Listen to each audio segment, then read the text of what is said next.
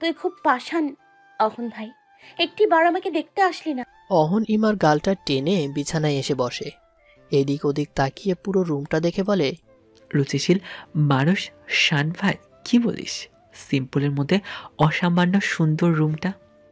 ইমা কপট রাগে অহনের পাশে বলল, কি ব্যাপার বলতো, এত সুনাম করছিস কেন? তোর সাথে কথা হয়েছে তার? হ্যাঁ, পরশু অফিসে ডেকেছিল। কেন ডেকেছিল? ইমার প্রশ্নের ঝুড়িতে অহন কপাল চাপড়ে আবার ইমার গাল টেনে বলে, তোর এত কথা জেনে লাভ নাই, যা তৈরি হয়ে নে, আমার ধামরায় যাব। ইমা কপাল কুঁচকিয়ে চোখ পাকিয়ে জিজ্ঞেস করে, ধামরাই কেন যাব? আমি যাব না। তুই আসছিস, এখন গান শোনাবি, গল্প করবি, আমি বসে বসে শুনবো, কোথাও যাব না আজ। অহন এক প্রকার জোর করতে লাগলো। চল না, গেলে অনেক ভালো লাগবে। আমি হাঁপিয়ে উঠেছি বদ্ধ ঘরে। ইমা ভাইয়ের আগতি জানানো কথা ফেলতে পারে না। তৈরি হওয়ার জন্য 3 পিস আর বোরকা পরতেই অহন এসে দাঁড়ায় পেছনে। ইমা অহনকে দেখে ভ্রুকুটি করে বলে, এখানে ভূতের মতো দাঁড়িয়ে আছিস কেন ভাই? যা বস, আমি তৈরি হয়ে আসছি। কি পরবি তুই? এই বোরখা 3 পিস? দেখ অহন ভাই, আজও যদি আমার ড্রেস সিলেকশন নিয়ে প্যাকর প্যাকর করিস, সত্যি আমি কিন্তু যাব না। আমি যা পরবো তাতেই তুই সন্তুষ্ট থাকবি। ইমার গলায় বিরক্তের ঝাড়ি অহনের জন্য। অহনের ভাবভঙ্গি দেখে কিন্তু স্পষ্ট সে ইমার কোনো কথাই কানে তোলেনি। সাথে আনা প্যাকেটটা ইমার হাতে ধরিয়ে দিয়ে বলে, মা এটা তোকে দিয়েছে, বলেছে আজ পড়তে, আরো অনেক কিছু দিয়েছে, সেগুলো নিয়েছে ইরার কাছে। মা দিয়েছে শুনে ইমা তৎক্ষণাৎ প্যাকেটটা খুলে দেখে ফিরোজা রঙের একটা শাড়ি, ম্যাচিং ব্লাউজ ও অন্যান্য সামগ্রী। ইমার শাড়ির রং আর চুড়ি দেখে খুশি লাগে। মায়ের কাছে কত আবদার করেছিল, কিন্তু মা দিতে পারেনি। আজ পেয়ে খুশিতে চোখ ছলছল করে। অহন ইমাকে বুকে জড়িয়ে বলে, পাগলি একটা, যা তৈরি হয়ে নে। আচ্ছা, তবে এর ওপর কিন্তু আমি বোরকা পরবো। অহন হার্ডবোর্ডে হেলান দিয়ে বলল, তার দরকার হবে না, রিজার্ভ গাড়িতে যাব, কেউ দেখবে না তোকে। বোরখা পরলে যে গরম পড়ছে, তুই অসুস্থ হয়ে পড়বি, তার চেয়ে হিজাব বেঁধে নিস শাড়ির উপরে। আচ্ছা ঠিক আছে। ইমা আনন্দিত মুখে শাড়িটা নিয়ে ইরার ঘরের দিকে তৈরি হতে গেল। ইরা ইমার চোখে কাজল দিয়ে ঠোঁটে হালকা লাল লিপস্টিক দিয়ে দেয়। বাড়ি থেকে বেরোনোর সময় ইরা অহনকে দুটো ব্যাগ ধরিয়ে দেয়। ইমা জানতে চাইলে ইরা সঠিক জবাব দেয় না। আসার আগে ইরা ইমাকে দেখে হেসেছিল। অহন চোখ গরম দেওয়ায় ইরা হাসি চেপে রাখে। ইমার বিষয়টা গোলমেলে লাগলেও কিছু বলে না, কিন্তু এখনও রহস্যটা মাথায় কুড়মুড় করছে। তাই ভাইকে প্রশ্ন করেই বসলো, ভাই, ইরাপা তখন হাসছিল কেন রে? আমি কি করে বলবো? আমি কি মনোবিজ্ঞানী নাকি? অহনের কথা শুনে ইমা মৃদু ভেঙচে আবার বলল, ভাই আমার গরম লাগছে খুব, ঘেমে একাকার হয়ে গেলাম। এই তো চলে আসছি। ভাইয়ের রুমটা এসি রুম, গিয়ে আরাম করিস। অহনের মুখে ভাই ডাক শুনে ইমার শির দ্বারা বেয়ে শীতলতা বয়ে গেল। ঢোক গিলে প্রশ্ন করলো, ভাই? কার ভাই? কিসের ভাই? আমরা কই যাচ্ছি অহন ভাই? ইমার চোখের করুণ চাউনি দেখে অহন হাসি সংবরণ করে। জানালার দিকে মুখ ঘুরিয়ে বলে, আছে এক ভাই, তোর এত কিছু জেনে কাম নেয়, চুপ থাক। ভাই তুই আমার সাথে গেম খেলিস না, বলে দিলাম। আমাকে শাড়ি পরিয়েছিস, কার কান পরায় বল? না বললে আমি চলন্ত গাড়ি থেকে নেমে যাব, দেখিস। ইমার হুমকি শুনে অহন অট্টহাসিতে ফেটে পড়ে। ইমার বুঝতে বাকি থাকে না তাকে সাজিয়ে গুছিয়ে সিংহের গুহায় নিয়ে যাওয়া হচ্ছে। ইমা অহনের বাহুতে কিল ঘুষি দিতে দিতে কাঁদে। তুই এমনটা কেন করলি? আমি যাব না এখানে। তুই এমনটা কেন করলি? আমি যাব না ওখানে। এজন্য ইরাপা হাসছিল, আমি যাব না। অহন ইমার মাথাটা এক হাত দিয়ে জড়িয়ে বুকে এনে বলে, সত্যি পাগলি তুই। আচ্ছা শান্ত হ। মা পপু আমাকে বলেছে তোকে ওখানে রেখে আসতে, শাড়ি পরিয়ে রেখে আসতে। বিয়ের পর নাকি শাড়ি পরা বাধ্যতামূলক। তারা চাই তুই সংসারী হ। তারা চাইলেই হবে? আমি ওই শয়তানের সাথে সংসার করব না। তুই কেন আমাকে আগে বললি না? ইমা ফুপিয়ে কাঁদে। ইমার মাথায় হাত বুলিয়ে অহন বলে, দেখা যা হয়েছে তাতে আমিও এই বিয়েতে রাজি ছিলাম না। ইচ্ছা ছিল তোকে এখান থেকে নিয়ে যাব, কিন্তু ইমা অহনের বুক থেকে মাথা সরিয়ে বলে, কিন্তু কি? শান ভাই ওদিন অফিসে ডেকেছিল, তিনি ক্ষমা চেয়েছেন। বাড়ির সবার সাথে তার কথা হয়েছে, সবাই তাকে ক্ষমা করে দিয়েছে। এজন্য সবাই চায় তুইও তাকে ক্ষমা করে নতুন করে জীবন শুরু কর। সবার কথাই তো আমার মন চলে না, তাই না ভাই? আমার দ্বারা এটা সম্ভব না। আমি তাকে চাই না, তার সাথে সংসারও করতে চাই না। ইমার কণ্ঠস্বরে দৃঢ়তা ফুটে ওঠে, সাথে একরাশ রাগও। অহনের পাশ থেকে সরে বসে জানালার দিকে মুখ ফিরায়। রাগ অভিমানে অন্তরটা জ্বলছে। অহন কিছু বলতে চাইলেও ইমা শোনে না। বাকি পথ দু ভাই বোন চুপচাপ থাকে। গাড়ি সাবার পেরিয়ে ধামরায় চলে আসে। এখানেও শানের ছোট্ট একটা দ্বিতলা বাড়ি আছে। ইমা অহন যখন পৌঁছায়, বিকেল শেষ হয়ে এসেছে প্রায়। দূর আকাশে রক্তিম আভা খেলা করছে। একটু ভেতরে বিধায় গাড়ি গেল না। ইমা সরু মাটির রাস্তা ধরে অহনের পিছু পিছু যেতে লাগলো। অহনের হাতে ব্যাগ। ইমা শতভাগ নিশ্চিত এর একটাতে ইমার আর ওর কাপড় দিয়েছে লুকিয়ে। পুরো দুনিয়া যেন এই সিংহের গুহায় পাঠানোর আয়োজন করছে মহাসমারোহে। বুকটার বাম পাশে ধাম ধাম শব্দ হচ্ছে। গলা শুকিয়ে আসছে কেন যেন। শানকে এতদিন পর আবার দেখবে ভাবতেই ভেতরে অজানা শিহরণ হতে লাগলো। কিছুটা আধা কাঁচা রাস্তা পেরিয়ে শানের খামার বাড়ি। আশেপাশে বাড়ি, মহিলা, বাচ্চারা কৌতূহল চোখে ইমার দিকে তাকিয়ে আছে। অবশেষে শানের খামার বাড়ির গেটে এসে থামলো দুজন। সরু রাস্তার দুপাশে বাগানে ঘেরা। তার কাটা দিয়ে সেগুলো নিরাপদ রাখার ব্যবস্থা করা হয়েছে। গেটের সামনে সুপারি, মেহগনি, নারকেল গাছের ছায়াময় বাগান। দারোয়ান গেট খুলে দিতেই ওরা ভেতরে ঢুকলো। দ্বিতল বাড়ির একপাশে কবুতরের ঘর, আর চারপাশে ফল ফলাদির বাগান। পেয়ারা, আমড়া, পেঁপে, আম, কাঁঠাল সহ নানা গাছের ছড়াছড়ি। চক্ষু জুড়িয়ে যায় এই পরিবেশ আর বাড়িটা দেখে। ইমা বাড়িটার কাছে গিয়ে সদর দরজার দুপাশে টাইলসের বেঞ্চিতে বসল। সুনির্মল শীতল বাতাসে ইমার সর্বাঙ্গ জুড়িয়ে গেল।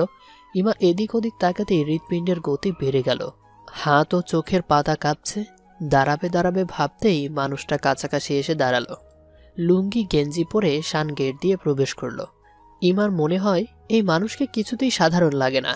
অসাধারণ তার মুখশ্রী ও দেহ গড়ন। ইমা লাজুকলতার মতো চুপচাপ চোখ নামিয়ে বসে আছে। শান গেটে ঢুকে কপাল কুঁচকে তাকিয়ে থাকে ইমার দিকে। ইমাকে এখানে দেখে অপ্রত্যাশিত আনন্দ অনুভব করে। মনের কোণের এই স্বপ্নটুকু যে সত্যি হবে শানের ভাবনার বাহিরে ছিল। না চাইতেই ঠোঁটে মৃদু হাসি আসে। শান হাত বাড়িয়ে হ্যান্ডশেক করতে গেলে অহন জড়িয়ে ধরে শানকে। শান কোলাকুলিতে অভ্যস্ত না। অস্বস্তি লাগলেও মুখে এক চিলতে নিরস হাসি এনে দুজনকে বাড়ির ভেতর নিয়ে যায়। কথা বলতে বলতে ইমার হাসি পায় শানকে লুঙ্গিতে দেখে। ঠোঁট চেপে হাসে ওদের পিছু পিছু যেতে যেতে। শান পেছন ফিরে পুলকিত নয়নে ইমার হাসি দেখে। ইমার দেহ বরণ মুগ্ধ করে শানকে। ফিরোজা রঙের মায়ায় নিজেকে হারিয়ে ফেলে। সানার শরীর এখনো ভালো না বিধায় বসার ঘরে সোফায় শুয়েছিল। ইমা অহনকে দেখে মাথা নত করে উঠে বসল। অহনের ভেতরটা পুরে ছারখার হয়ে গেছে ওই দিন সানার কথা শুনে। আজ সে ছাই থেকে আবার আগুন জ্বলছে সানার শুকিয়ে মলিন হওয়া মুখটা দেখে। অযত্নে রাখা মূর্ছা যাওয়া কোনো ফুলের মতো নেতিয়ে পড়েছে সানার সর্বাঙ্গ। অহনের নয়ন জুড়ে জল ভরে আসে। সানা এদিকে না তাকালে হয়তো অহনের মনে লুকানো সব কথা আজ বেখেয়ালেই প্রকাশ পেয়ে যেত, যা এতদিনে প্রকাশ পায়নি। এখন আর অহন সেটা প্রকাশ করবে না, অন্তরেই দাফন করে ফেলবে। দ্রুত নিজেকে সামলে নিল অহন। অন্যদিকে দৃষ্টি ফিরিয়ে চোয়াল শক্ত করে মনের আক্রোশের জোয়ারে জলে বাঁধ দিল। সানা শুকনো হাসি দিয়ে ইমার দিকে হাত বাড়িয়ে ডাকে, এদিকে আসো ভাবি। ইমা যেন এই অনুমতির অপেক্ষায় ছিল এতদিন। তাই তো ডাকা মাত্র এই সকল লাজ লজ্জা ভুলে সানাকে জড়িয়ে ধরে কাঁদতে লাগলো। শান সানাকে ইশারায় শক্ত হতে বলে অহনকে নিয়ে উপরে চলে যায়। অহনের ইচ্ছে করছিল জিজ্ঞেস করতে, সানা তুমি কেমন আছো? যদিও সে জানে তার সানা ভালো নেই, কিছুতেই ভালো নেই। কাঁদছো কেন? আমি ঠিক আছি, কেঁদো না তো।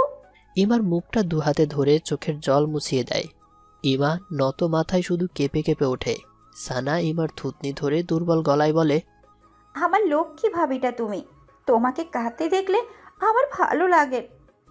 ইমা সানার হাত নিজের হাতের মাঝে নিয়ে বলে, আচ্ছা আর কাঁদবো না। সানা ঠোঁটে এক চিলতে মলিন হাসি এনে ইমার মাথাটায় চুমো দেয়।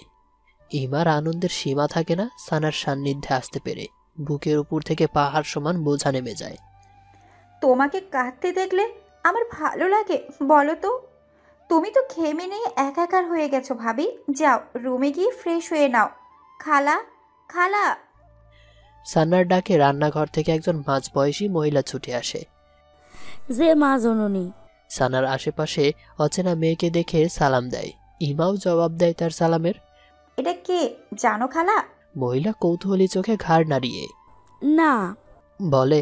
সানা সহাস্যে বলে, আমার মিষ্টি ভাবি, তোমার শান বাবার বউ। কথাটা শোনা মাত্র মহিলা খুশিতে উৎফুল্ল হয়ে উঠল। ও মা, তাই নাকি? আমি ভাবলাম কে না কে আসছে, তাই নাস্তা তৈরি করতেছিলাম। মাশাআল্লাহ। ইমার মুখে হাত দিয়ে সেই হাতটা ঠোঁট ছুঁয়ে বলল, যাও তোমার বৌমাকে তার রুমে নিয়ে যাও, এই ব্যাগগুলোও সাথে নাও। আচ্ছা চলো বৌমা। বসার ঘর থেকে বেরিয়ে সোজা সিঁড়ি, তার বাঁ পাশে একটা রুম আর হয়তো রান্নাঘর। ইমা সিঁড়ি দিয়ে দোতলায় উঠে আসে। এখানে 3টে বেডরুম, ডান পাশে একটা আর বাম পাশে 2টো বেডরুম। খালা ইমাকে ডান পাশের রুমে নিয়ে দিয়ে আসলো।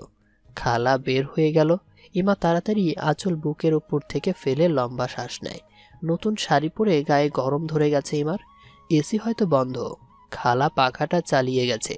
ইমা হিজাবটা খুলে চুল কাঁধে একপাশে এনে রাখলো। জানালা দিয়ে দক্ষিণা বাতাস ঢুকছে।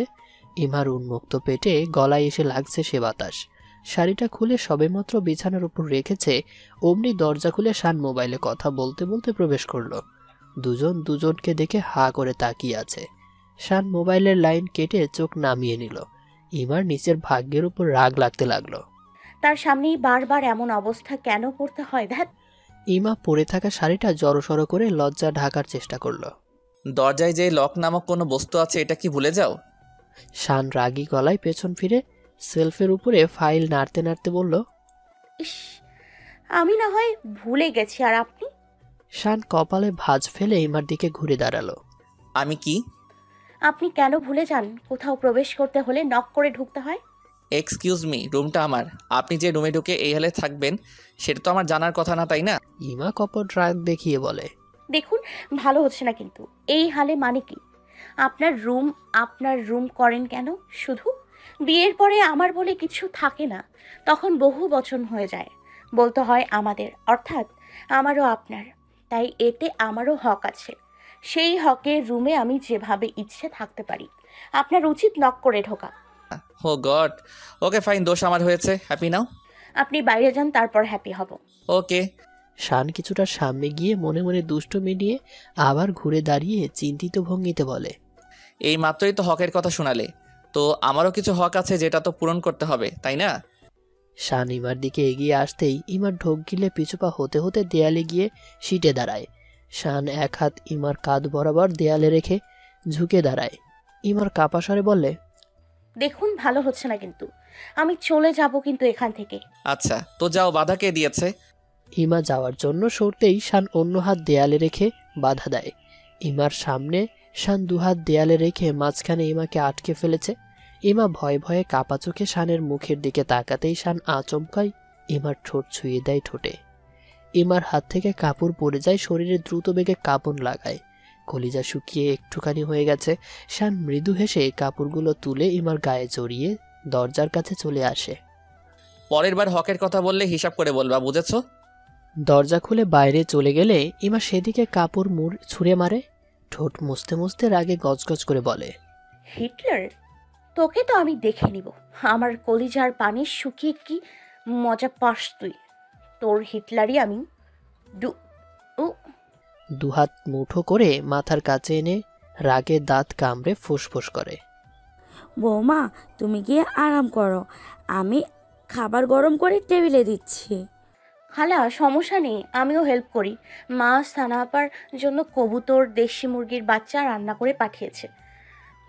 আমি জানি না, ভাগ্যিস আপা গরম করে ফ্রিজ আপ করে দিয়েছিল, নয়তো সব নষ্ট হয়ে যেত। ইমার করুণ গলার স্বরে খালা হেসেই বলল, ও এ বয়সে এমন ভুল হয়, ও নিয়ে তুমি চিন্তা করো না। নাও এটা খাও। শান বাবা নিজে দুপুরে মা জননীর জন্য রান্না করছিল। কি এটা খালা? খেয়েই দেখো, লাজানিয়া না জানি কি যেন। তোমার স্বামী সব কাজে সিদ্ধবস্ত, সে ব্যবসায় বলো আর রান্না। ইমা বাটিটা থেকে চামচ দিয়ে খাবারটা উঠাতে গেলে চিজগুলো চুইংগামের মতো টেনে আসে। মুখটা বাংলার পাঁচের মতো করে মুখে দিতেই মুখের ভঙ্গি চেঞ্জ হয়ে যায়। খালা সত্যিই মজাদার খাবারটা। মজাদার তো হতেই হবে, শান বানিয়েছে না। শানের রান্নাঘরে ঢুকে খালার গরম করা কবুতরের মাংস থেকে একটা রান নিয়ে খেতে থাকে। ইমা ভেঙচেই বাটিটা সরিয়ে রাখে। শান সেটা দেখে ভ্রু নাড়ায়। ইমা না দেখার ভান করে প্লেট ধুতে থাকে।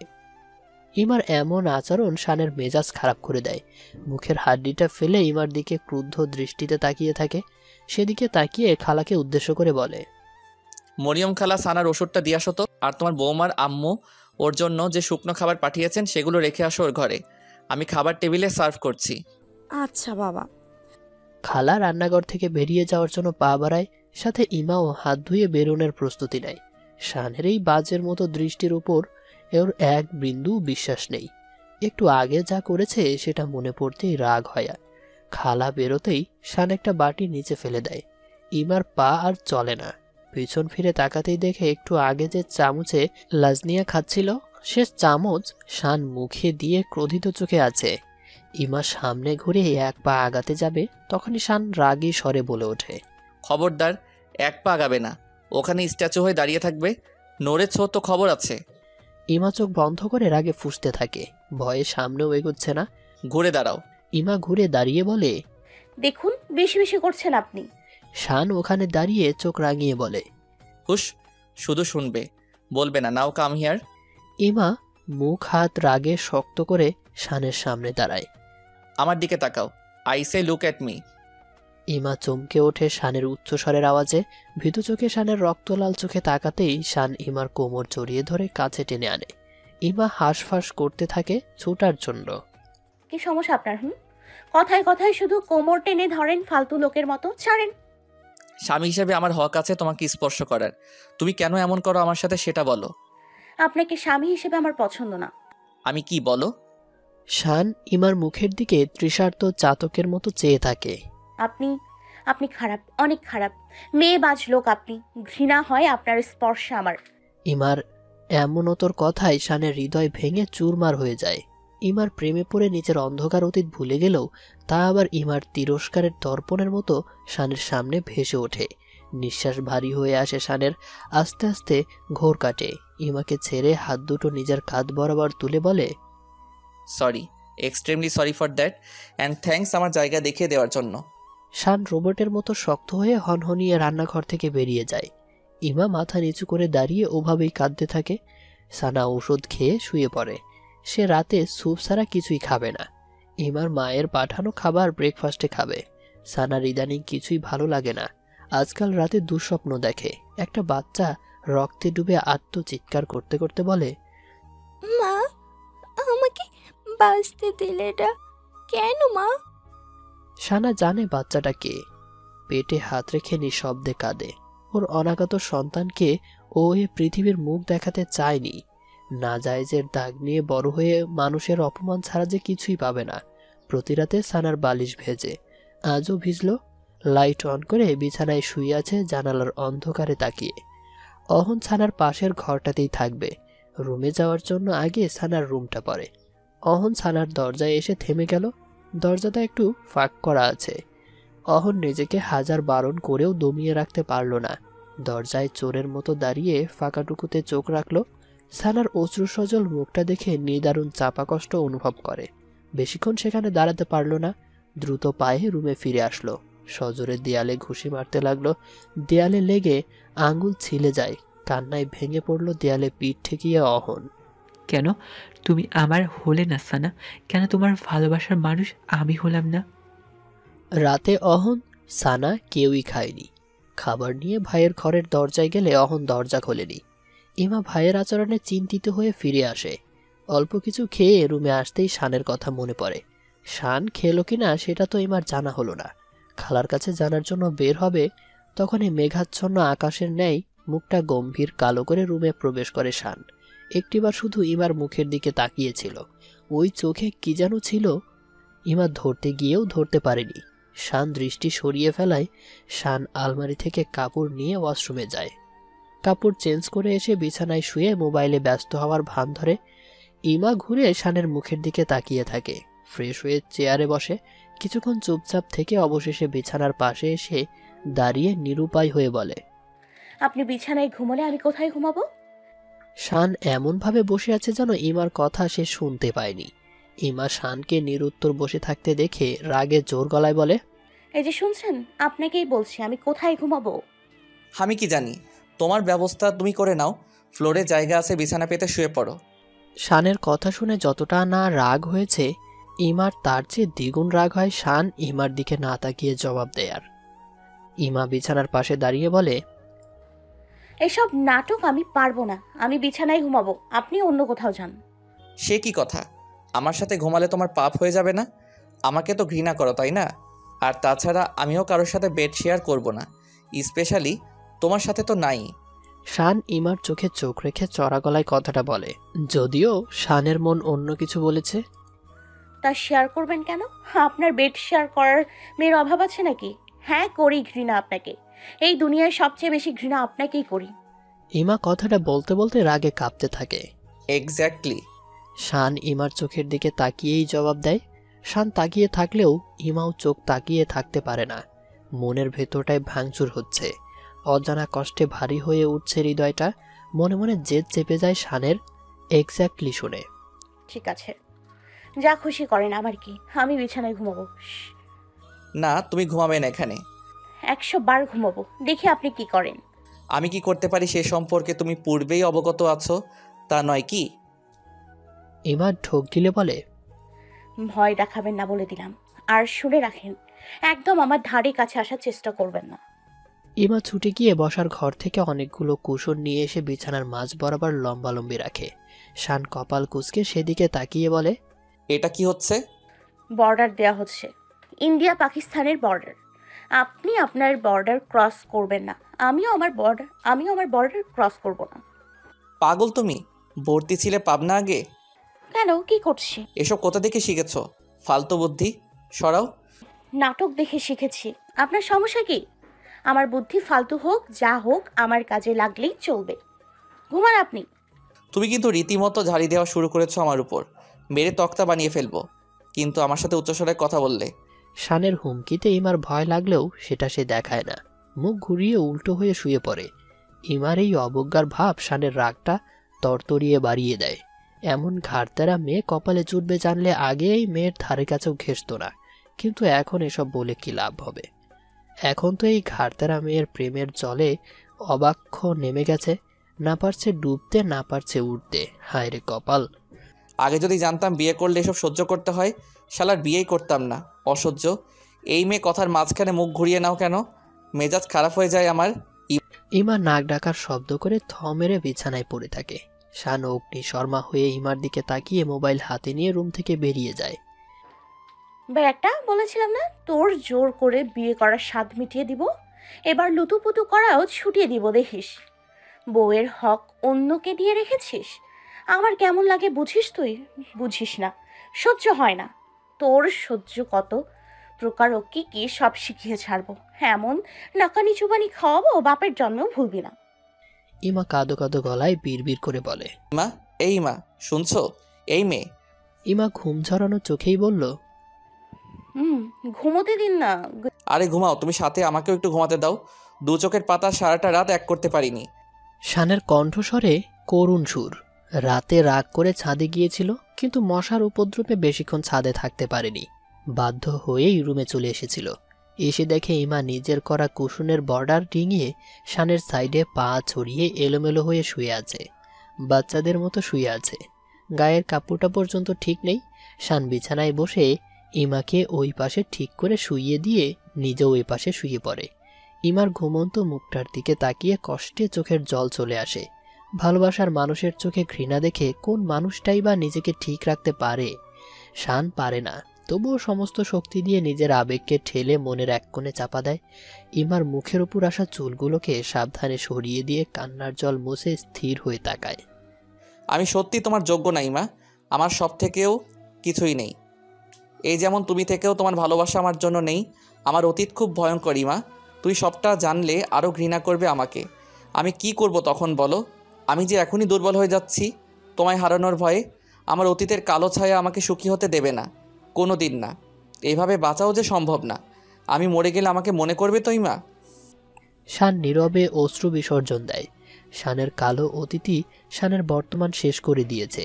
দৈহিক মানসিক বল এক নিমিষেই শেষ হতে থাকে অতীত ছায়ার আভাস পেলে। শান অন্যদিকে মুখ ফিরিয়ে অতীতের দুঃসহ স্মৃতিচারণ করতে থাকে। নিজেকে এতটা ছোট সে কোনোদিন মনে করেনি, আজ যতটা উপলব্ধি হচ্ছে। বারবার নিজেকে দুষছে, কেন সইল সে, কেন মরে গেল না?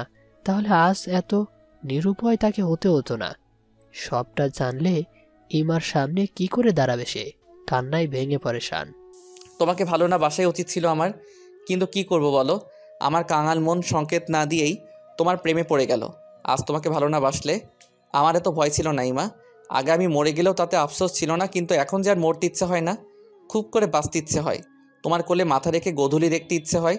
এত ইচ্ছার কেন জন্ম দিলে ইমা? শান দীর্ঘশ্বাস ছাড়ে, কষ্টে ভারী হয়ে আসে বুকটা।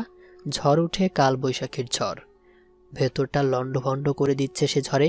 ঝড়ের তাণ্ডব থেমে গেলে ইমার সংস্পর্শে হঠাৎই ইমার একটা পা শানের হাঁটু অবধি উঠে আসে। শান ঘুরে তাকাতেই ইমা শানের গলা জড়িয়ে ধরে। সারাটা রাত শান চেষ্টা করেও ইমার হাত পা ছোড়াছড়ি বন্ধ করতে পারল না। এভাবে ঘুমানোর অভ্যাস শানের নেই।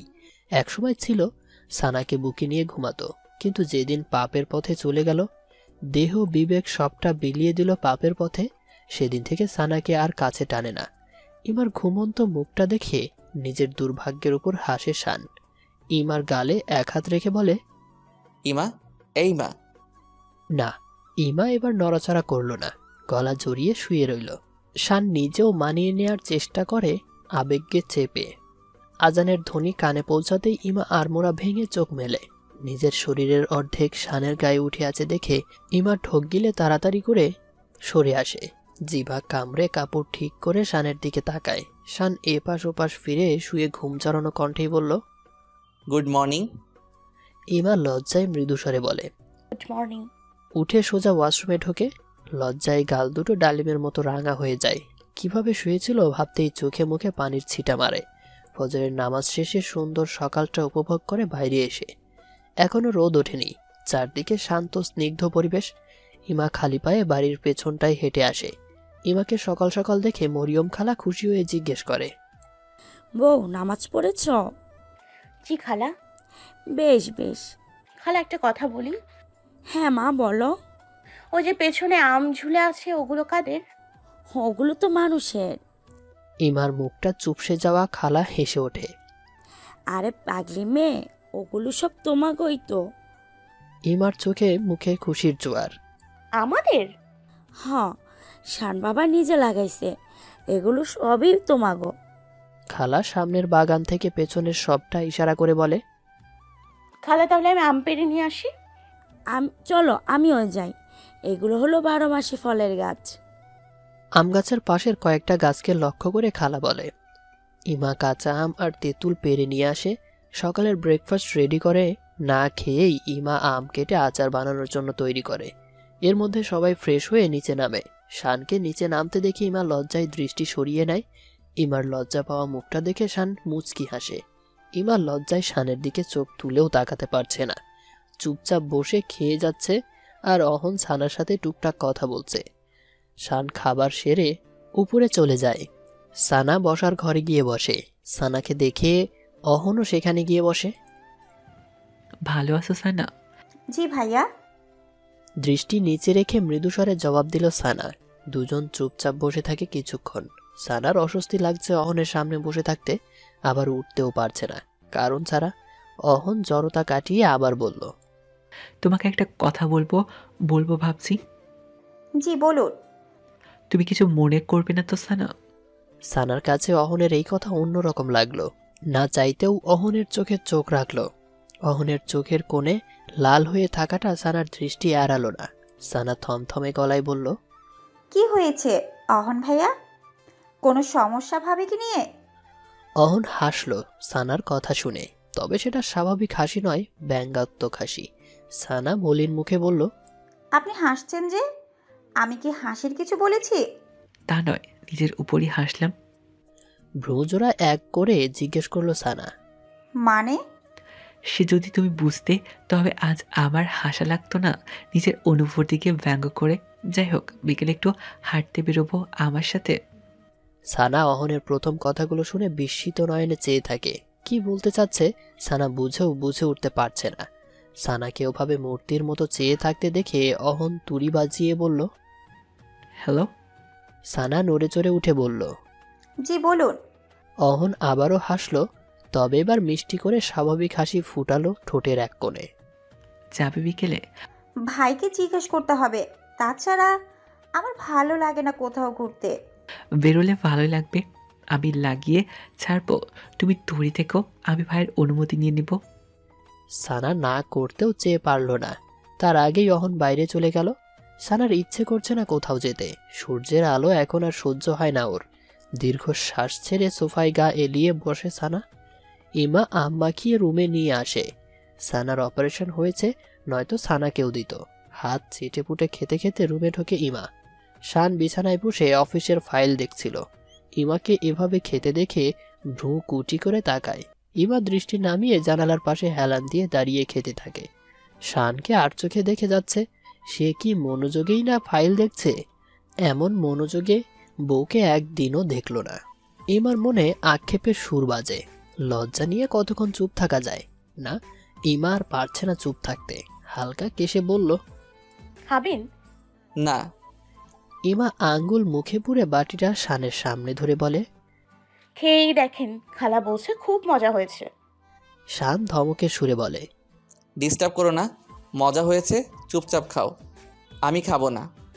ইমা মুখ থেকে আঙুল নামিয়ে আমের ভর্তা নাড়তে নাড়তে মুখ কালো করে বলে। না খেলে নাই, সামনে বসে আছেন তাই জিজ্ঞেস করলাম, নয়তো নজর লাগার সম্ভাবনা থাকতো। আপনাকে সাথে আমার বয়ে গিয়েছিল। ইমা মন খারাপ করে চলে যাওয়ার জন্য ঘুরে দাঁড়াতেই শান ইমার ডান হাতটা টেনে দুটো আঙ্গুল মুখে পুরে নেয়। ইমার শরীর শিরশির করে ওঠে, হকচকিয়ে যাওয়ার হাতের বাটিটা নিচে পড়ে যায়। ইমা হাত টেনে ছাড়িয়ে ছুটে পালায় ঘর থেকে। শান শব্দ করে হেসে আবার ফাইল দেখায় মনোযোগী হয়। সানা বসার ঘর ছেড়ে ডাইনিংয়ে আসলো পানির জন্য। ইমাকে ছুটে আসতে দেখে চকিত চাউনিতে চেয়ে বলল। কি হয়েছে ভাবি?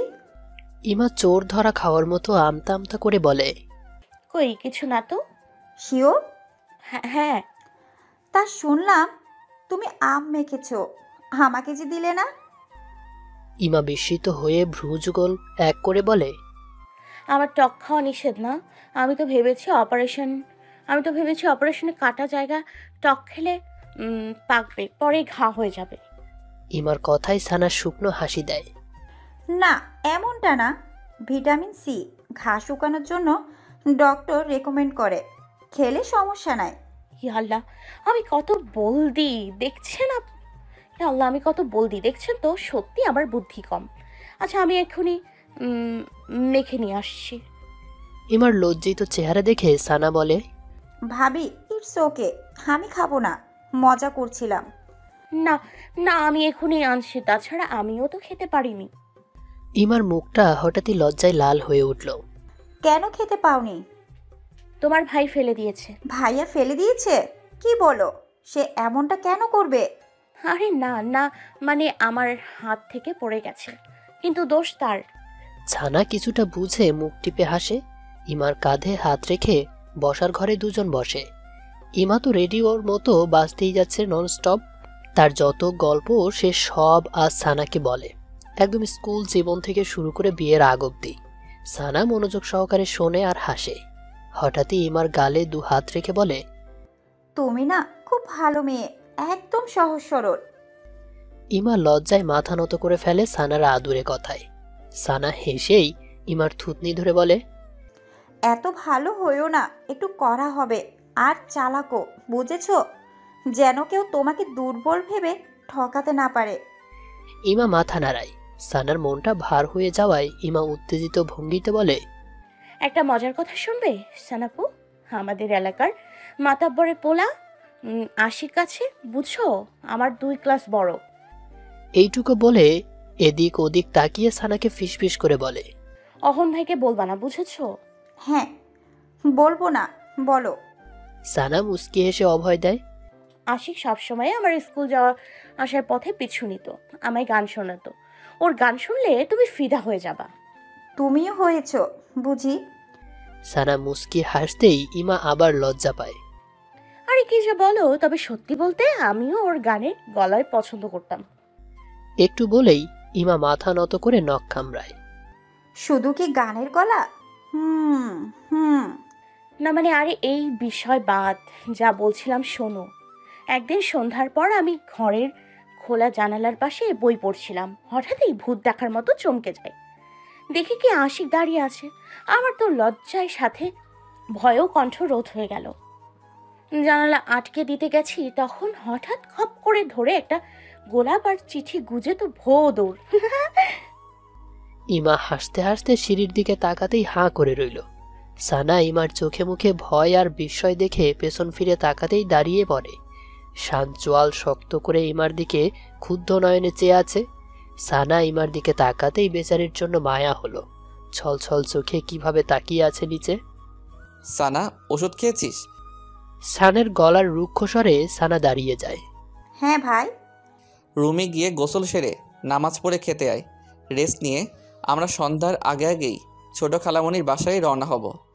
সানার চোখে মুখে খুশি উপচে পড়ে ছোট খালামণির নাম শুনেই পরক্ষণে ইমার কথা ভেবে খুশিটা ম্লান হয়ে যায়। সে সাহসও পায় না ভাইকে ইমার বিষয়ে কিছু বলার। তার আগেই শান তাকে তাগাদা দেয় উপরে যাওয়ার জন্য। সানা চলে যেতেই শান ইমার থুতনি শক্ত করে ধরে মুখ তোলে। আশিক, বাহ, ভালোই তো সিনেমা করেছো, আবার সেগুলো বলা হচ্ছে হেসে হেসে। ইমা ভয়ে শুধু ঢোক গেলে শান সেটা স্পষ্ট দেখতে পায়। রাগে কর্কশ গলায় বলে, এদিকে তাকাও, তাকাও আমার চোখের দিকে। না, আমার ভয় করে। ইমা ভয়ে ভয়ে জবাব দেয়। ভয় কাদের করে জানো তো? যার মনে দোষ থাকে। ইমা অস্থির চোখে নিচে তাকিয়ে ভাবে কি জবাব দেবে। জবাব না দিলে খেয়েই ফেলবে আজ। অনেক ভেবে ইমা দুষ্টু বুদ্ধি খাটিয়ে বলল, আরও কারণ থাকতে পারে ভয়ের। সামনে বাঘ, সিংহ কিংবা ডাইনোসর দেখলেও তো ভয় করে, তাই না? কথাটা শেষ না হতেই শান ইমার বাহু ধরে দাঁড় করিয়ে দেয়। আরে বাহ, খুব তো পটর পটর করছো দেখছি। যুক্তিখণ্ডন ভালোই শিখেছো, গুড, কিপ ইট আপ। ইমা এদিক ওদিক ফাঁক খোঁজে পালানোর, কিন্তু সেই চালাকি ধরে ফেলে শানের নজর। ইমা পালাবে তার আগেই হাত ধরে টেনে উপরে নিয়ে এসে দরজা বন্ধ করে দেয়। ইমা লাফ দিয়ে খাটে জবুথবু হয়ে বসে থাকে। আর চোখে শানকে দেখতে দেখতে কি ভয়ানক চাউনি। ইমার গলা শুকিয়ে আসে। Ashiq, nice name. আর কি কি ভালো লাগে তার? শানের গলায় রাগের সহিত ব্যঙ্গাত্মক সুর। ইমা কোনো জবাব দেয় না। কি না কি বলে ফেলবে, পরে মেরে না চাপা ভেঙে দেয় এই লোক। আরে ইমা, কি দরকার ছিল ওসব থ্রিলার কাহিনীর? ইমা নিজের মনে নিজেকে হাজারটা বকে। শান এক হাত কোমরে রেখে অন্য হাতে কপাল টিপছে বেডের সামনে এই অবস্থায় পায়চারি করে যাচ্ছে। ইমা শানকে এমন বিচলিত দেখে মুখ ফসকে বলে ফেলে, মাথা ব্যথা করছে, আসুন টিপে দিই। মাথা টিপে দেবে না? আর একটা কথা বললে গলা টিপে এখানেই পুঁতে রাখবো। দাঁত কিরমির করে বলে শান। ইমার ঠোঁট উল্টে ফুপিয়ে কাঁদে। কাঁদছিস কেন? আপনি আমাকে গলা টিপে মারবেন? চুপ, কে বলেছে তোকে? এই মাত্রই তো বললেন গলা টিপে মেরে পুঁতে রাখবেন। ইমা ফুপিয়ে কাঁদতে কাঁদতে বলে, ওটা তো কথার কথা, হুশ, কান্না থামাও। মেজাজ কিন্তু আগে থেকে খারাপ করেছো। ইস, আমি কি প্রেম করতাম নাকি? ও আমাকে পছন্দ করতো। আপনি না বুঝেই মেজাজ আকাশে তুলে বসে আছেন। শান ভ্রুজোড়া নিচে নামিয়ে ঠোঁট মুখ শক্ত করে বলে, করবে কেন ও পছন্দ? তুই শুধু। কি? ইমার কপাল কুঞ্চিত হয়, চোখে ভাসে কৌতূহল। কিছু না, আমার সামনে থেকে যাও, জাস্ট গেট লস্ট। ইমা ভীরু পায়ে নামতেই শান হাত টেনে আনে। কই যাও? আপনি তো বললেন চলে যাও, গেট লস্ট। আমি বলবো আর তুই চলে যাবি? শানের চোখ রাগে লাল হয়ে যায়, কণ্ঠ ধারালো তলোয়ারের মতো ঝনঝন করে। ইমা এবার শব্দ করে কেঁদে দেয়। তাহলে কি করব? যাব না? চুপ, কেন মাথায় বুদ্ধি নাই? বুঝিস না কিছু? সারাদিন তো সুযোগ পেলেই পটর পটর করিস, এখন কেন বুঝিস না? আল্লাহ, কোন গ্যারাকলে পড়লাম। যেদিকে যাই সেদিকেই দোষ। যেতে বললে বসে থাকতে হয়, আজই প্রথম জানলাম। হায় রে, এত বেকুব কেন আমি কিছুই জানি না। বিড়বিড় করছিস কেন? জিনে ধরেছে? আশিক জিন? ইয়া মাবুদ, আশিক রে, তুই তো কুফারে হারামজাদা। তোর নাম নিয়ে এই কি টর্নেডোর কবলে পড়লাম। মাবুদ রক্ষা করো, 100 টাকা ফকিরে দিব। ইমা বেকুবের মতো শানের মুখের দিকে তাকিয়ে থাকে ড্যাবডেবিয়ে। কথা বল। কি বলবো? আমি কি জানি কি বলবি? ও হ্যাঁ, আশিক আর তোর লাভ স্টোরি বল। ইমা বিরক্ত হয়ে কাঁদো কাঁদো গলায় ঝাড়ি মেরে বলে। আরে দূরু, না না কিছু না। কি? শানের ধমকে ইমা ভড়কে গিয়ে বলে, আমার হাতে ব্যথা করছে, হাত ছাড়েন।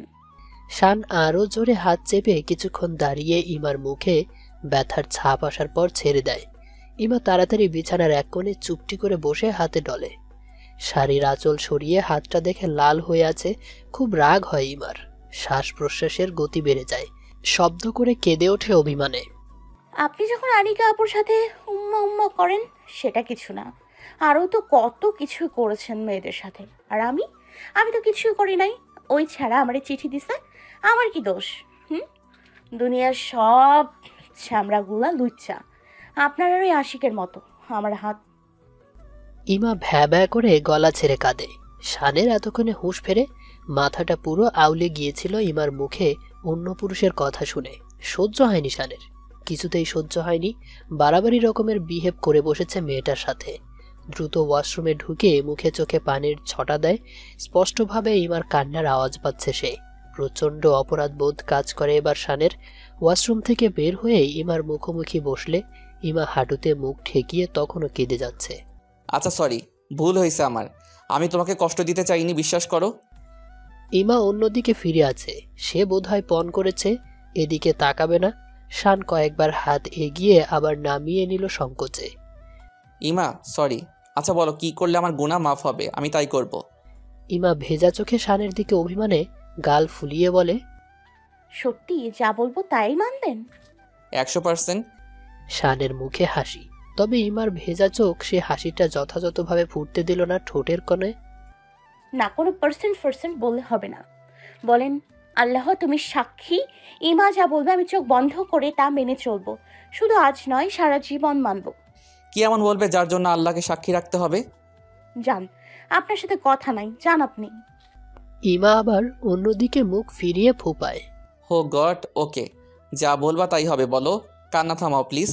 আমি ওষুধ নিয়ে আসি আগে, ওয়েট। শান ইমার বাহুর লাল হয়ে যাওয়া স্থানে মলম লাগিয়ে দেয়। ইমা গাল ফুলিয়ে বসে থাকে শানের মুখের দিকে, ক্রূর দৃষ্টিতে তাকিয়ে থাকে। তুমি জানো এভাবে তোমাকে পেঁচার মতো লাগছে, গুলুমুলু পেঁচিটা আমার। ইমার দুগাল টেনে শান শব্দ করে হেসে ওঠে। ইমার আগে নামতে গেলে শান হাতটা ধরে বলে, আচ্ছা আর হাসবো না। বলো, কি করলে তোমার চোখে জল আনার গুনাহ ক্ষমা হবে? যা বলবো তাই করতে হবে। এর হেরফের হওয়া চলবে না।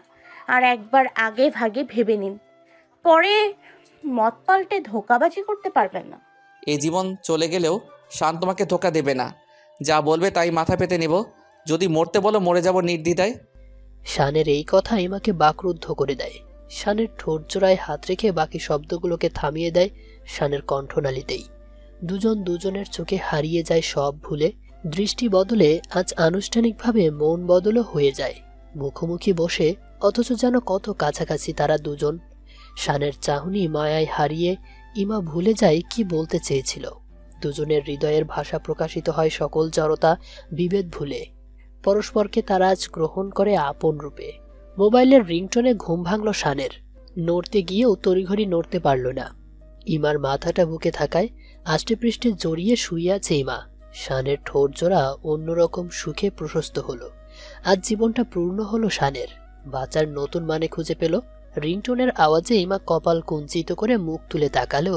শান তখনও সমস্ত পৃথিবীকে অগ্রাহ্য করে ইমার মুখ পানে চেয়েছিল। ইমার ঘুম ঝরানো চোখ লজ্জায় নত হয়ে গেল। অতি মোলায়েম স্বরে বলল, রিংটোন বাজছে তো। বাঁচতে দাও, ওটা ইম্পর্টেন্ট নয় তোমাকে দেখার থেকে। ইমা লজ্জার সম্পূর্ণ মুখ লুকায় শানের বুকে। ধরেন না, কান ঝালাপালা হয়ে যাচ্ছে আমার। ইমা মুখ লুকিয়েই বলে গেল। শান মুচকি হেসে ঘাড় ঘুরিয়ে মোবাইলটা হাতে নিয়ে দেখে রিফাত কল করেছে। কল রিসিভ করতেই ওপাশ থেকে উত্তেজনায় টকবক করে কিছু বলতে যাচ্ছিল। তার আগেই শান গম্ভীর গলায় বলল, I will call you later. কথাটা বলেই মোবাইল কেটে ইমাকে শক্ত করে জড়িয়ে কপালে গালে চুমু দিয়ে বলল, আমার শাস্তি তো পেলাম না, উল্টো ভালোবাসার সঞ্জীবতায় ভরিয়ে দিলে এই রুক্ষ শুষ্ক বিরান জীবনটাকে। বলো না কি বলতে চেয়েছিলে। এখন নয়, পরে বলবো। না, এখনই বলো। আপনি ওয়াদা করেন আমার মন ভাঙবেন না? ইমা মুখ তুলে কাতর কণ্ঠে শানের মুখের দিকে হাতটা বাড়িয়ে দেয়। শান একাগ্র চিত্তে ইমার মলিন মুখটার দিকে তাকিয়ে মুচকি হেসে ইমার মাথাটা মুখের কাছে এনে কপালে আলতো করে চুমু দিয়ে বলে, তোমার মন ভাঙার আগে যেন আমি মরে যাই ইমা। ইমা শানের ঠোঁটে হাতটা চেপে ধরে গাল ফুলিয়ে বলে, শুধু ফালতু কথা বলেন আপনি। মরুক আপনার দুশ্মন, আমার স্বামীর আয়ুতে আল্লাহ বরকত দিক। আচ্ছা। ইমার হাতটা ঠোঁট থেকে সরিয়ে বুকের বাঁ পাশে রাখে। আমার স্বামী, কথাটা শানের কাছে মধুময় লাগলো। ইমা মুখ তুলে বলল, এবার বলি। বলো। আপনি দ্বিতীয়বার কোনো নারীর দিকে দৃষ্টি নিক্ষেপ করবেন না, জানেন তো? প্রথম নজরে মাফ, দ্বিতীয় নজরেই কিন্তু পাপ। দ্বিতীয়, নিয়মিত নামাজ কায়েম করবেন। তৃতীয়, অতীত পাপের জন্য মহান আল্লাহ তাআলার কাছে ক্ষমা চাইবেন। আমি চাই না আপনার অতীত আপনার আর আমার ভবিষ্যৎ নষ্ট করুক। আপনার তওবা আমাদের সুন্দর জীবনের জন্য অতীব জরুরি। চতুর্থ, আদর্শ মানুষ তথা আদর্শ স্বামী রূপে নিজেকে তৈরি করবেন। শান মুচকি হেসে বলে, ব্যাস এতটুকুই। তোমার জন্য তো আমি জীবনটাও বিনা বাক্যে দিয়ে দিতে পারি। আমি আজ আমার ব্রাইডের কাছে ওয়াদা করলাম যে যা বলেছে আমি তাই করব, এর অন্যথা হবে না। ইমা খুশিতে শানের গলা জড়িয়ে কেঁদে দেয়। এত ভালো লাগছে আজ ইমার। শান অবাক হয়ে বলে, আবার কি বললাম? এই দেখো, প্লিজ কেঁদো না। আপনি আমাকে আজ অনেক কিছু দিয়েছেন, সম্মান, সুখ, সংসার, সব। এত কিছু পেয়ে খুশিতে কেঁদে ফেলেছি। ভাবিনি এমন সুখের কপাল আমার হবে। আমি তো ভয় পেয়ে গিয়েছিলাম। যাক, খুশি হোক আর দুঃখ, আমার বইয়ের চোখের জল গড়ানো মানা। ইমা ফিক করে হেসে ওঠে, সাথে শানও। আচ্ছা শুনুন। জি বলুন আমার ব্রাইড। আপনার হৃদয়ে আমি ভিন্ন অন্য নারী কোনো দিন আসবে না, কথা দিন। আসলে সমস্যা কি? একটা বান্ধবী বাবা, সারাদিন আশিকের গল্প শোনাবা, তাকেও। যান সরেন, কথা নেই আপনার সাথে। আমি জানি আপনি দুদিন না যেতেই অন্য মেয়েদের সাথে আবার উম্মা শুরু করবেন। এমন করলে ঠিক আমাকে হারাবেন বলে দিলাম। চুপ। শান ধমক দিয়ে ইমাকে বুকে লুকিয়ে রাখে। আপনি জানেন আমি আপনাকে অন্য কোনো মেয়ের সাথে দেখতে পারবো না, কোনো দিন না। কিছু সম্পদ থাকে মানুষের জীবনে যাকে সে কারোর সাথে শেয়ার করে না। যা আমার তা শুধুই আমার, তা অন্য কাউকে দেব না। আপনিও আমার তেমন কিছু, যাকে ছাড়া আমি মরেই যাব, নয়তো বিকারগ্রস্ত হয়ে যাব। ইমা এবার শব্দ করে কেঁদে ওঠে। শান ইমার মাথায় হাত বুলিয়ে বলে, আমাকে বিশ্বাস করতে পারো ইমা। আমি জানি বিশ্বাস ভাঙার দহন জ্বালা কতটা ভয়াবহ। নিজে জ্বলছি, তোমাকে জ্বলতে দেব না, কোনো দিনই না। সত্যি তো? সত্যি। শান মৃদু হেসে ইমার গাল টেনে দেয়। আপনার হাসিটা অনেক সুন্দর। আপনি হাসেন না কেন? হাসির কারণ হারিয়ে ফেলেছিলাম এতদিন। আজ তোমার জন্য আবার সেই কারণটা খুঁজে। বাবা, কবি কবি ভাব। তোমার ভালোবাসার রিয়াকশন বুঝেছো? আচ্ছা হয়েছে, এবার উঠতে দিন। কোথায় না বলে যাবেন? ও হ্যাঁ, তবে আজ হয়তো হবে না। আজ অন্য কোথাও যাব, তবে একা আমি। আপনি একা কেন? এই তো পেলাম। আপনার এক্ষুনি দূরত্ব কেন? ইমার মুখ জুড়ে কালো মেঘের ঘন ঘটা। শান ইমাকে আরো নিবিড় ভাবে আলিঙ্গন করে বলে, এই শেষ দূরত্ব তোমার আমার। কথা দিচ্ছি আর দূরে যাব না, তুমি চাইলেও না। শান ইমার একান্ত মুহূর্তের রেশ কাটে। শান শাওয়ার শেষে ফর্মাল ড্রেসে রুম থেকে বের হয়ে আসে। ইমা সানা এবং অহনকে বলে বেরিয়ে পড়ে ঢাকার উদ্দেশ্যে। আসার সময় ইমা দরজায় দাঁড়িয়েছিল মলিন মুখে। শান জানে ইমার মনে বিচ্ছেদের করুণ সুর বাজছে শানের দূরে যাওয়ায়। শানেরও যে ইমাকে ছেড়ে আসতে মন চায়নি, কিন্তু না এসেও উপায় নেই। গাড়িতে বসতেই রিফাতকে কল করে। রিফাত রিসিভ করে আগের মতোই উত্তেজিত গলায় বলে, শান, আবিরের খবর পেয়েছি, ঢাকায় এক সরকারি হসপিটালে জীবন মৃত্যুর সন্ধিক্ষণেও। শান গাড়ি ব্রেক করে রাস্তার পাশে থামালো। কপালে রগ ফুলে উঠেছে শানের, মুখে খিস্তি এনে বলে, কোথায় ওই বাস্টারটা?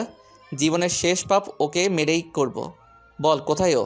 রিল্যাক্স শান, তুই অফিসে আয়, আমি তোকে নিয়ে যাচ্ছি।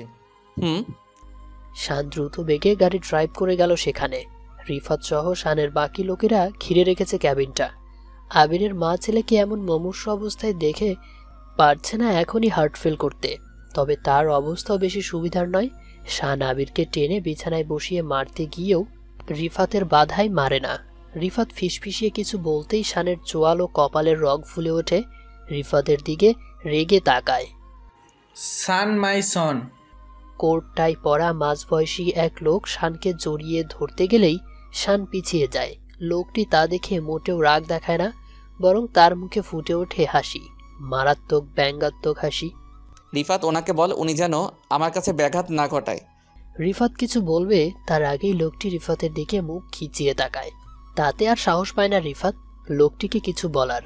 শান বিষয়টা লক্ষ্য করে বলে, mister Amin, don't dare to think আমি সেই ছোট্ট শান নই যে আপনাকে অবলীলায় ছেড়ে দেবে। শান ইটের জবাব পাথর দিয়ে দিতে পারে। এতদিনে নিশ্চয়ই আপনার সেটা বোঝা যাওয়া উচিত ছিল। সমস্যা নাই, আসলে সবার ব্রেন তো আর এক না, কেউ কেউ তো 5 ফেলও হয়। সান, ডোন্ট ক্রস ইওর লিমিট। শানের দিকে আঙ্গুল তুলে শাসিয়ে বলে। শান তাচ্ছিলের হাসি হেসে তালি বাজায়। মিস্টার আমিন, এই কথাটাই আপনি নিজে কেন বোঝেন না? শুধু শুধু চলে আসেন অপমান হতে। আপনাকে অপমান করতেও আমার রুচিতে বাধে, বুঝলেন? শানের কথায় কতক্ষণ ক্ষুদ্র দৃষ্টিতে তাকিয়ে হঠাৎ হেসে ওঠে আনোয়ার আমিন। ওহ মাই সন, এই জন্যই তোমাকে আমার এত ভালো লাগে। আচ্ছা যাও, মনে কিছু করলাম না। আফটারঅল তুমি আমার স্ত্রীর প্রিয় সন্তান বলে কথা। যা হোক, তোমার সমস্যা আমার সমস্যা। তুমি শুধু একবার বলো ড্যাড, আবিরের লাশ চাই, দেখো সাথে সাথে ওর কেল্লা ফতে করে দিব। নয়সেত। নচেত কি মিস্টার আমিন? পাশ থেকে রিফাত বলে ওঠে, আমি কোনো ফালতু কুকুরের সাথে কথা বলা পছন্দ করি না মিস্টার আমিন। ও আমার ভাই এবং বন্ধু, ওকে নিয়ে একটা বাজে কথা আমি সহ্য করব না। ভালোই ভালোই বলছি, চলে যান আপনি এখান থেকে। শান রেগে আনোয়ার আমিনের মুখোমুখি হয়ে ঝাঁঝালো গলায় বলে। আনোয়ার ডোন্ট কেয়ার ভাব নিয়ে পাশের চেয়ারটায় পায়ের উপর পা তুলে বসে বলে, তাহলে তুমি বলো ড্যাড, আপনি আবিরকে আমায় দিয়ে দিন। একবার বলেই দেখ, আবিরের জীবন এখনই সাঙ্গ করে দিই। শুধু আমাকে পিতা বলে আমার বশ্যতা স্বীকার করে নাও, নয়তো আবিরের একটা পশমও তুমি তুলতে পারবে না। ও রিয়েলি? শান আশ্চর্য হওয়ার ভঙ্গিতে বলে। আনোয়ারও দৃঢ়তার সাথে জবাব দেয়, লেটস সি। শান হিংস্র সিংহের মতো হুঙ্কার ছেড়ে P92 পিস্তল বের করে আবিরের কপালে ঠেকায়। আনোয়ার আগের মতোই নির্বিকার ভঙ্গিতে বসে আছেন, যেন তিনি এটাই চাইছেন। রিফাত ভালোই বুঝতে পেরেছে এই আনোয়ারের মতলব। দ্রুত শানকে বাধা দেয় পিস্তল কেড়ে নিয়ে। শান, কাম ডাউন। তোকে উত্তেজিত করছে সে চায় তুই ভুল কর, কিন্তু আমি তোকে ভুল করতে দেব না। চল এখান থেকে। শানকে জোরপূর্বক সেখান থেকে নিয়ে বাইরে আসে রিফাত। শান রাগে ফুঁসতে থাকে। গাড়িতে কয়েকটা লাথি দিয়ে রাগের মাত্রা কিছুটা কমাতেই আবার আনোয়ার আমিন এসে হাজির। শানের দিকে তাকিয়ে বিদ্রুপের হাসি দিয়ে রিফাতকে উদ্দেশ্য করে বলে, কতদিন বন্ধুকে আমার জাল থেকে বাঁচাবি? একদিন ওকে আমার জালে ধরা দিতেই হবে। সেদিন আমার বশ্যতা না চাইলেও ওকে স্বীকার করতেই হবে। শান তেড়ে যেতেই রিফাত শানের কাঁধ শক্ত করে ধরে থামায়। তারপর আনোয়ারের দিকে তাকিয়ে হাসি মুখে বলে, আঙ্কেল, বয়স তো ভালোই হলো, সব বাদ দিয়ে আল্লাহর নাম নেন। আজরাইলের কাছে কিন্তু আপনার পাওয়ারের বিন্দু পরিমাণ মূল্য নেই, সো বি কেয়ারফুল। আনোয়ার রাগে দাঁত কটমট করতে করতে সানগ্লাস পরে গাড়িতে উঠে চলে যায়। এদিকে আবিরকে পাহারা দেওয়ার জন্য রেখে যায় বডিগার্ড ও পুলিশ। রিফাত অনেক বুঝিয়ে শানকে ধামরায় পাঠিয়ে দেয় সন্ধ্যায়। এদিকে রিফাত কিন্তু থেমে নেই। সে শৌখিনকে সাথে নিয়ে লেগে পড়ে আবিরকে শেষ করার প্ল্যানে। আনোয়ার আমিনকে যে চরম শিক্ষা তাদের দিতেই হবে, যেন ভবিষ্যতে ওদের পথে আসার সাহসও না পায় জানোয়ারটা। সন্ধ্যার অন্ধকার ক্রমশ ঘন হয়ে আসছে। সানার ঘরটায় অন্ধকারে ছেয়ে গেছে। সানা বিকেলের ঘটনায় ততস্থ মনে বসে আছে বিছানার এক কোণে। সে কখনো কল্পনাও করেনি অহন তাকে নিয়ে এমন কিছু ফিল করে। সানার এখনো হাত পা কাঁপছে, কণ্ঠনালী থেকে শব্দ বের হচ্ছে না। বিকালে সানা ছাদের দোলনায় বসেছিল। কিছুক্ষণ পর অহন সেখানে আসে। দুজন দুপাশে নীরবে ছিল। হঠাৎই অহন সানার মুখোমুখি বসে হাঁটু মুড়ে বসল। সানার কপালে ভাঁজ পড়ল তা দেখে, কিন্তু পরে অহন যা বলল তাতে সানার মাথায় আকাশ ভেঙে পড়ল।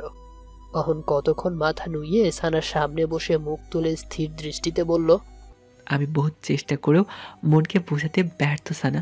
তোমাকে সে কিছুতেই ভুলতে চায় না, কিছুতেই মানতে চায় না। তুমি আমাকে না অন্য কাউকে মন পুড়িয়েছ। তোমার পুরা মনটাকে আমাকে দাও সানা, কথা দিচ্ছি আর পুরাবো না। ভালোবাসার সতেজ করে তুলব তোমার মন। সানা অহনের কথার জোয়ারে উথাল পাতাল হওয়া মনটাকে শান্ত করে বলে, এইসব কি বলছেন অহন ভাই? আপনার তো কিছুই অজানা নয়, তবুও। হ্যাঁ, তবুও আমার মন চাই, আগের চাইতে এখন বেশি চাই তোমাকে। একবার হারিয়ে ফিরে পাবার নেশা সে ব্যাকুল হয়ে আছে। ফিরিয়ে দাও না সানা, প্লিজ সানা। সানা দাঁড়িয়ে সরে যাওয়া শুকনো গলায় কাঁপতে কাঁপতে বলে, এ হয় না অহন ভাই। আপনার পরিবার, আমার পরিবার কোনোদিন এটা মেনে নেবে না। তারা মানলেও আমি আমার এই নষ্ট জীবনের সাথে আপনার জীবন জুড়ে নষ্ট করতে পারবো না। আমার অন্ধকার জীবনে দয়া দেখাতে আসবেন না, দোহাই আপনার। এ দয়া নয় সানা, একে ভালোবাসা বলে। ভালোবাসা?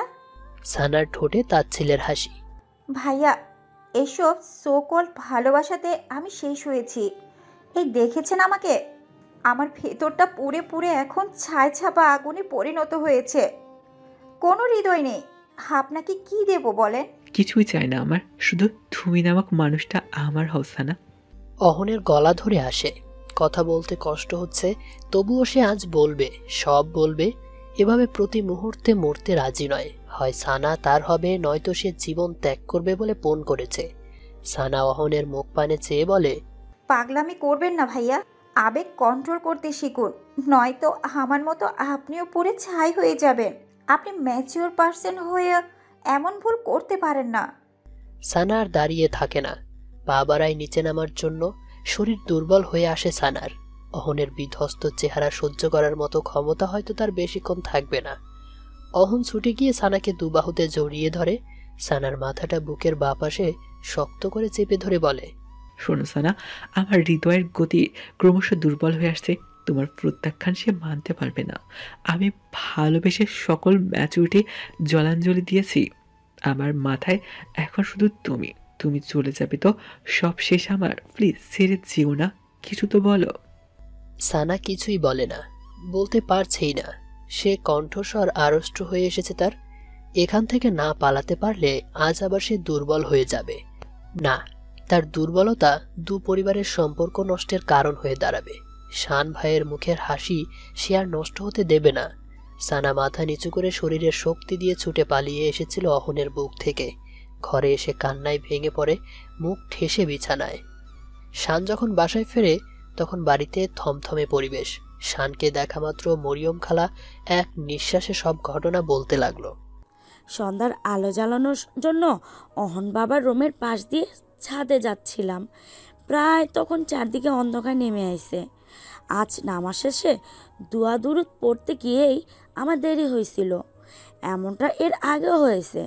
যাই হোক, নামার সময় ঠাস করে কিছু পড়ার আওয়াজে অহন বাবার জানালায় উকি দিতেই গো বাবা!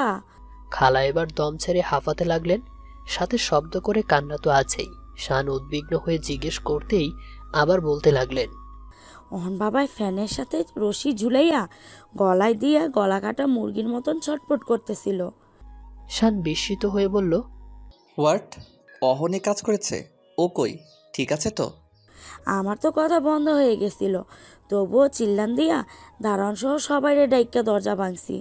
আর একটু হলে সে বাঁচত না গো বাবা। তার হাত পায়ে জায়গায় জায়গায় রক্ত জমাট বাঁধছে। শানহন বেঁচে আছে। জেনে ছুটে অহনের ঘরের সামনে যায়।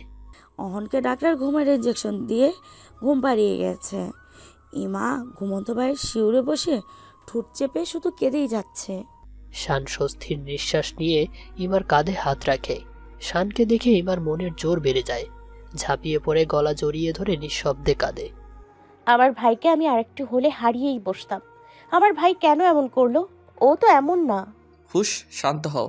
আল্লাহ পাক ওকে বাঁচিয়ে দিয়েছে, শুক্রিয়া করো, কেঁদো না। ও একটু সুস্থ হোক, আমি সবটা জেনে নেব। ইমার মাথায় হাত বুলিয়ে সান্ত্বনা দেয় শান। শানের বুকে মাথা রেখে কাঁদো কাঁদো স্বরে বলে, আমার ভয় করছে খুব।